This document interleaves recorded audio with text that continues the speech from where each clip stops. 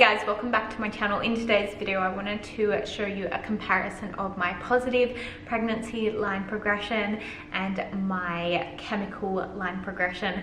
I get a lot of questions on like, how do you know that you're having a chemical and vice versa, so I thought this was the perfect opportunity to show you a positive test compared to a test where it kind of indicates that you could be having a chemical or possible miscarriage. Now I do want to say that the reason why I was having so many chemicals, I think I had 5 or 6, was because I have low progesterone, and I wish that somebody told me that early on. I've had so many blood tests and nobody picked it up. I don't know why it wasn't protocol to check hormones from the beginning, but who knows, maybe divine timing. But I just wanted to say, if you are having like chemical pregnancy after chemical pregnancy, definitely get your hormones checked because it is such an easy fix. I ended up going on medication for this pregnancy, or you could possibly, if you had more time or didn't want to rush it, could try and boost your progesterone naturally. However, it does take a long time, and I think you do need to work with a professional like a naturopath or a hormonal specialist. So with all that said, welcome back guys. It has been a hot minute. I have been pregnant. I'm 3 months. I have hyperemesis and I'm technically in my 2nd trimester, so I'm feeling a little bit better. So I wanted to come back with a bang and show you this video, but with all that said, let's get into it before we keep rambling. Okay guys, so I have a bunch of pregnancy tests. On my left I have the positive pregnancy, and on my right I have the strip tests that have picked up my chemical pregnancy. There is also a 2nd page, so I thought I would quickly go through this chemical pregnancy with you guys and then we'll get into the positive pregnancy.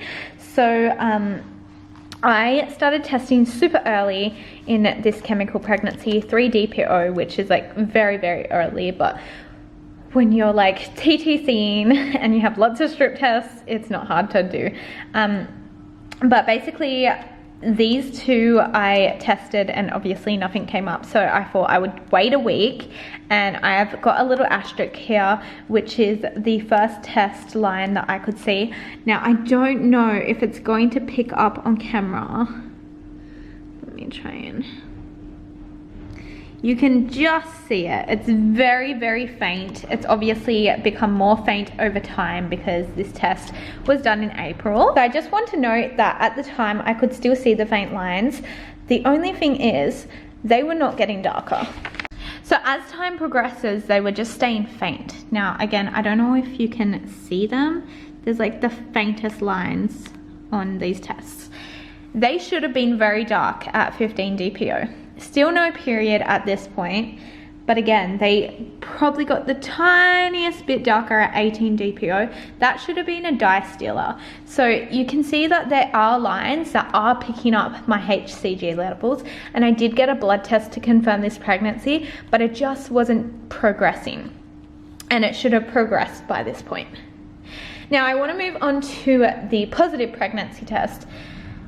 At 7 DPO, I have a very faint line, and I'm going to compare it to 7 DPO on this one. So we don't actually have 7 DPO on the chemical, but you can see that 7 DPO on the positive is so much darker than 11 DPO, which is so crazy. Again, I tested at 9 DPO and it is getting darker. Again at 10 DPO, I don't know why they turned yellow. They are getting a bit old. I did test them on the 6th month, but they are getting darker and darker. And 12 DPO is when it matched the control line.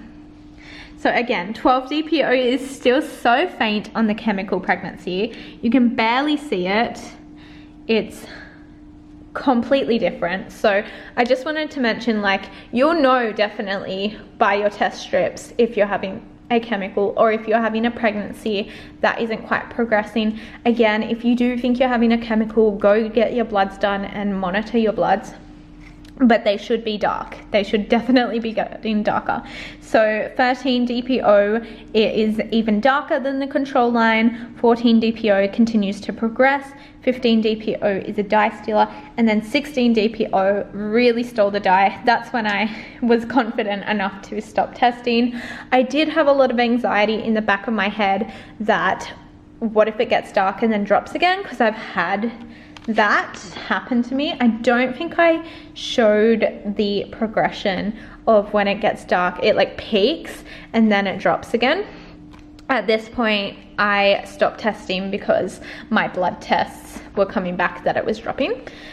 So yeah, I just thought that this would be helpful for anyone who is experiencing chemical pregnancies or just want to know what a positive pregnancy test looks like compared to a chemical pregnancy test. I feel like there's a lot of confusion out there, and there's not much on YouTube or the internet in regards to chemical pregnancies.